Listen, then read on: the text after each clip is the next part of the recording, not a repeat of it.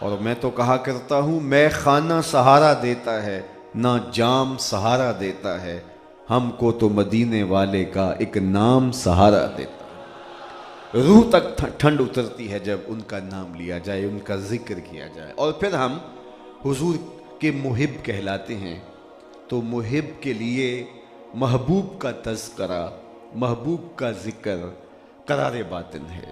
وہ کہتا ہے یہ نغمہ چھڑا رہے، یہ خوشبو پھیلی رہے اور عطر پھیلتا رہے ماحول کے اندر ان کے ذکر کا، ان کی یادوں کا، اور اہل ایمان کو حضور کا ذکر، حضور کا تذکرہ اور حضور علیہ الصلاۃ والسلام کی باتیں تسکین بخشتی ہیں۔ سو آپ آج جس محبت کے ساتھ میں گزر کے آیا ہوں، راہوں میں، سڑکوں کے کناروں پر، مسجد کے اندر، باہر اور اطراف میں پھیلی ہوئی یہ محبتوں کی عجیب داستان، اور آپ کے تمتماتے ہوئے چہرے اور آپ کی پیشانیوں پہ لکھا ہوا محبت کا سرنامہ، یہ اس بات کو واضح کرتا ہے کہ یہ امت اپنے آقا کو ٹوٹ کے چاہتی ہے، یہ اپنے آقا سے بے پناہ محبت کرتی ہے۔ اس امت کے سینے سے حضور کا پیار نہیں چھینا جا سکتا۔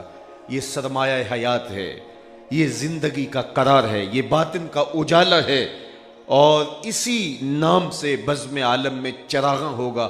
اقبال نے اپنے فلسفے کا خلاصہ ان لفظوں میں بیان کیا: قوت عشق سے ہر پست کو بالا کر دے، دہر میں اس میں محمد سے اجالا کر دے۔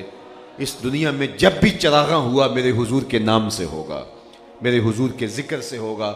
تو آئیے میں اور آپ اس نبی کا تذکرہ جاں فضا کرتے ہیں جن کے لیے بزم عالم تخلیق کیے گئے۔ آؤ میں تمہیں پہلے مسجد نبوی کے صحن میں لے چلتا ہوں۔ ہجوم عاشقاں ہے، ایک مجلس بپا ہے، حضور حجرہ نور میں بیٹھے ہیں، تو وہاں سے اٹھے اور مسجد نبوی کے صحن میں آئے اور صحابہ سے آ کے سوال کیا: ما اجلسکم، کیوں بیٹھے ہو؟ تو انہوں نے جو جواب دیا سنیے، صحیح مسلم میں روایت ہے، امام نسائی نے اس کو اپنی سند کے ساتھ روایت کیا، اور بھی لوگوں نے۔ ما اجلسکم، کیوں بیٹھے ہو؟ مقصد جلوس کیا ہے؟ کوئی آپ سے بھی تو پوچھ سکتا ہے کہ یار رات بڑی تیزی کے ساتھ گزرتی چلی جا رہی ہے، ماحول میں خنکی بھی ہے اور ٹھنڈ جو ہے وہ گدگدا رہی ہے، لیکن اس کے باوجود آپ کھلے صحن میں بیٹھے ہیں، تمہیں کیا ہو گیا؟ تو آپ کہیں گے خوشی ہے آمنہ کے لال کے تشریف لانے کے۔ تو حضور آئے تو مجلس میں ہجوم عاشقاں تھا، تو کہا ما اجلسکم، کیوں بیٹھے ہو؟ مقصد جلوس کیا ہے؟ تو انہوں نے جو جواب دیا وہ سنیے۔ انہوں نے کہا جلسنا نذکر اللہ ونحمدہ علی ما ہدانا لدینہ ومن علینا بک۔ حضور ہمارے بیٹھنے کا مقصود یہ ہے کہ ہم اللہ کی حمد بیان کر رہے ہیں، اللہ کا ذکر کر رہے ہیں، اور اللہ کا شکریہ ادا کر رہے ہیں اس بات پر کہ اس نے ہمیں ہدایت دین عطا کی اور آپ کی صورت میں ہم پر انعام کیا۔ آپ جو مل گئے، فضل رب العلا، اور کیا چاہیے؟ مل گئے مصطفیٰ، اور کیا چاہیے؟ آپ جو مل گئے، تو اس پر ہم اللہ کا شکر ادا کرنے کی مجلس بپا کیے ہوئے ہیں۔ بات تو سادہ سی تھی، لیکن میرے حضور نے کہا کیا تم اس بات پہ قسم دے سکتے ہو کہ اسی لیے بیٹھے ہو؟ تو صحابہ کو حیرت تو ہوئی ہوگی، لیکن انہوں نے برجستہ کہا جی حضور ہم قسم اٹھاتے ہیں۔ آقا نے ان سے باقاعدہ حلف لیا، انہوں نے قسم اٹھائی، جی ہم قسم دیتے ہیں ہمارے بیٹھنے کا کوئی اور مقصد نہیں، ہم اس لیے بیٹھے ہیں کہ اللہ کا شکر ادا کریں، اس کی حمد بولیں، اس بات پر کہ اس نے ہمیں ہدایت دین دی اور آپ کی صورت میں ہمارے اوپر انعام کیا۔ حضور نے باقاعدہ ان سے قسم لی۔ جب قسم لے چکے تو صحابہ کے چہروں پہ حیرت تو تھی کہ بظاہر یہ موقع قسم کا نہیں تھا، حضور نے قسم کیوں لی ہے؟ تو حضور علیہ السلام نے فرمایا صحابہ ابھی میں نے تم سے جو قسم لی ہے یہ کسی تہمت کی بنیاد پر نہیں لی، تمہارے قول کی صداقت پر مجھے کوئی شک نہیں گزرا تھا کہ میں نے قسم سے تصدیق کی ہو، بلکہ ماجرا کچھ اور تھا، اور وہ کیا کہ تم یہاں بیٹھے تھے، میں حجرے میں تھا، اتانی جبریل علیہ السلام، میرے پاس جبریل امین حاضر خدمت ہوئے، فاخبرانی ان اللہ یباہی بکم الملائکہ، انہوں نے مجھے کہا محبوب ذرا باہر نکل کے منظر تو دیکھو، تمہارے صحابہ کے اس عمل پر اللہ فرشتوں میں ناز کر رہا ہے۔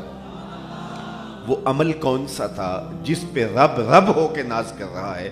وہ صحابہ مل بیٹھ کے حضور کے آنے پر اللہ کا شکر ادا کر رہے تھے۔ اللہ کی رحمتوں سے کوئی بعید نہیں کہ آج کی مجلس بھی قبول کر لی جائے اور اللہ کہے دیکھو فرشتوں صدیاں بیت گئی، یہ آج بھی بیٹھ کے اس نعمت کا شکرانہ ادا کر رہے ہیں، اور ہو سکتا ہے یہ میری اور آپ کی بخشش کی ضمانت قرار پائے۔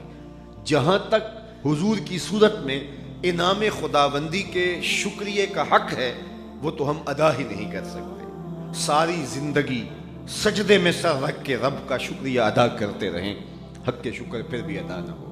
میں تو کہا کرتا ہوں ہمارے بدن پہ اتنے بال نہیں ہیں جتنے رسول اللہ کے احسانات ہیں، ہمارا بال بال قرض رسالت میں جکڑا ہوا ہے۔ یہ ایک دن کا میلاد کیا، ساری زندگی حضور کے نام پہ گزار دیں، حق کے شکر پھر بھی ادا نہ ہو۔ خدا شناسی تو دور کی بات ہے، ہم خود شناس بھی نہیں تھے۔ اور مجھے بتاؤ جس کو یہ بھی پتہ نہ ہو کہ میں کون ہوں، اس کے پلے ہوتا کیا ہے؟ اقبال نے کہا تھا اپنے من میں ڈوب کر پاجا سراغ زندگی، تو میرا نہیں بنتا تو نہ بن، اپنا تو بن۔ اور جو اپنا بھی نہیں تھا اسے پتہ ہی نہیں تھا کہ میں کون ہوں، تبھی تو اشرف المخلوقات ہونے کے باوجود کبھی درختوں کو پوچھتا ہے، کبھی حشرات الارض کو، کبھی چوپایوں کو معبود سمجھتا ہے، کبھی اجرام فلکیہ کو، کبھی نباتات کے آگے ماتھا ٹیکتا ہے، کبھی مٹی کے بنے ہوئے مادوں کے آگے پیشانی کا تقدس پامال کرتا ہے۔ انسان کی تاریخ تو اتنی شرمناک ہے، مچھلی پکڑنے کے لیے کانٹے کے ساتھ جو کیچوا لگایا جاتا ہے کسی زمانے میں یہ بھی انسان کا معبود رہا ہے۔ سانپوں کو، بچھوؤں کو، ہواؤں کو، جلتی آگ کو، بہتے پانیوں کو، نباتات کو، وحوش و طیور کو، کس کو اس نے اپنا معبود نہیں مانا؟ اپنے ہاتھوں کے تراشے ہوئے اصنام اور لکڑی کے اوثان اور مٹی کے مادو، کس کے آگے اس نے اپنی پیشانی کا تقدس پامال نہیں کیا؟ یہ تو میرے حضور نے آ کے بتایا یہ تیرے معبود نہیں ہیں، یہ تیری دہلیز کے نوکر ہیں۔ چاند کو پوچھتا ہے یہ دیکھ انگلی اٹھتی ہے اور وہ ٹکڑے ہو کے قدموں میں آتا ہے۔ سورج کو پوچھتا ہے یہ دیکھ اشارہ ہوتا ہے اور وہ بھاگتا ہوا عصر کے وقت پہ آتا ہے۔ درختوں کو پوچھتا ہے یہ دیکھ میں نہیں تو ہی جا کے کہہ دے، درخت قدموں میں سلامی کرنے آتا ہے یا نہیں آتا۔ پتھروں کو پوچھتا ہے دیکھ مٹھی ابو جہل کی ہے اور پتھر کلمے محمد عربی کے پڑھ رہے ہیں۔ اب انسان کی آنکھ کھلتی ہے کہ میں کہاں کھڑا ہوں۔ اب اسے سمجھ آئی کہ ستاروں سے آگے جہاں اور بھی ہیں، پرے ہے چرخ نیلی فام سے منزل مسلمان کی، ستارے جس کی گرد راہوں وہ کارواں تو ہے۔ کانپتا ہے دل تیرا اندیشہ طوفان سے کیا، ناخدا تو، بحر تو، کشتی بھی تو، ساحل بھی تو، دیکھ آ کر کوچائے چا کے گریباں میں کبھی، کیس تو، لیلا بھی تو، صحرا بھی تو، محمل بھی تو، وائے ناکامی کہ تو محتاج ساکی ہو گیا، میں بھی تو، مینا بھی تو، مستی بھی تو، حاصل بھی تو، آہ کس کی جستجو آوارہ رکھتی ہے تجھے، راہ تو، رہرو بھی تو، رہبر بھی تو، منزل بھی تو، بے خبر تو جوہر آئینہ ایام ہے، تو زمانے میں خدا کا آخری پیغام ہے۔ اسے خود سے ملاقات ہی تب ہوتی ہے جب حضور کی دہلیز پہ آتا ہے۔ اب اس کا لہجہ بدل گیا، وہ جو پتھروں کو، درختوں کو، اشرات الارض کو، چوپایوں کو پوچھتا تھا، اب اس کا بدلا ہوا لہجہ دیکھیے۔ اب وہ بولتا ہے فرشتہ کہنے سے میری توقیر گھٹتی ہے۔ اب اس کی ٹون ہی بدل گئی، فرشتہ کہنے سے میری توقیر گھٹتی ہے، میں مسجود ملائک ہوں، مجھے انسان رہنے دو۔ اب اسے پتا چلا کہ میں کون ہوں، اسے اپنے آپ سے ملاقات ہی حضور کے در پہ ہوتی ہے۔ سید سلیم گیلانی نے کیا خوب کہا، نہ خرد کی روشنی تھی نہ جنوں کی آگہی تھی۔ ذرا غور کیجئے، نہ خرد کی روشنی تھی نہ جنوں کی آگہی تھی، تیری رہبری سے پہلے یہ جہاں جہاں نہیں تھا، تیری رہبری سے پہلے یہ جہاں جہاں نہیں تھا۔ زندگی کو سارا جمال اور زندگی کو سارا حسن اگر دیا ہے تو آمنہ کے لال نے دیا ہے۔ آج آزادی کی بہاریں، کوئی بھی اس کا کریڈٹ لینا چاہے تو وہ اس کی مرضی، لیکن ہمیں تاریخ بتاتی ہے کہ حضور کی ولادت ہوتی ہے اور صحن کائنات میں حضور قدم رکھتے ہیں، اور سویبہ جا کے ابو لہب کو کہتی ہے تیرے مرحوم بھائی کے گھر بیٹا ہوا، تو اس کو اشارے سے کہتا جا تو آزاد ہے۔ تو گویا حضور نے کائنات میں قدم رکھا، غلامی کی زنجیریں ٹوٹنے لگتی ہیں، اور پھر اتنے طریقے دیے غلام آزاد کرنے کے، قسم توڑ بیٹھو غلام آزاد کرو، کفارہ اظہار میں غلام آزاد کرو، روزہ توڑ بیٹھو غلام آزاد کرو، ویسے ترغیب دی، اس کا ثواب بتایا. صرف حضرت عبدالرحمن ابن عوف رضی اللہ تعالیٰ عنہ نے اپنی زندگی میں 30,000 غلام آزاد کیے. باقی اصحاب نے. غلامی ختم ہو گئی. آج انسان آزادی میں سانس لے رہا ہے تو یہ صدقہ ہے محمد عربی کے قدموں کا. اگر وہ جلوہ گر نہ ہوتے تو وہی تیرگی ہوتی, وہی ظلمت ہوتی. غلام جس ذلت اور جس کربناک زندگی میں اپنے روز و شب بسر کرتا تھا وہ کس سے مخفی. آقا کا جوتا بھی دھوپ سے اٹھا کے چھاؤں میں رکھتا تو آقا اس پہ بھی کوڑے مارتا کہ تو نے مجھ سے پوچھا کیوں نہیں, تیری اوقات کہ تو میرے جوتے کو میرے پوچھے بغیر چھو لے. وہ لاکھ کہے جناب جوتے خراب ہو رہے تھے, لیکن آقا اس کی دلیل ماننے کے لیے تیار نہیں تھا, اس لیے کہ غلام کی کوئی حیثیت نہیں ہوتی. اقبال نے بھی کہا تھا غلامی کیا ہے, ذوق حسن و زیبائی سے محرومی, جسے زیبا کہیں آزاد بندے ہے وہی زیبا. بھروسہ کر نہیں سکتے غلاموں کی بصیرت پر کہ دنیا میں فقط مردان حر کی آنکھ ہے بینا. بھلا غلام کی بھی کوئی دلیل ہوتی ہے, اس کی بھی کوئی منطق ہوتی ہے, اس کی دلیل میں بھی کوئی وزن ہوا کرتا ہے. تو غلام اپنے آقا کا جوتا بھی نہ چھو سکے اذن کے بغیر, اور میرے حضور معراج سے واپس پلٹے اور آ کے کہیں بلال تو کون سا نیک عمل کرتا ہے, میں جنت میں تیرے قدموں کی آہٹ سنی ہے. کیا خیال ہے اس ایک جملے نے دور غلامی کی ساری تھکن اتار نہیں دی ہوگی. اور بلال فرش چھٹ کے فراز عرش پہ نہیں پہنچ گیا ہوگا.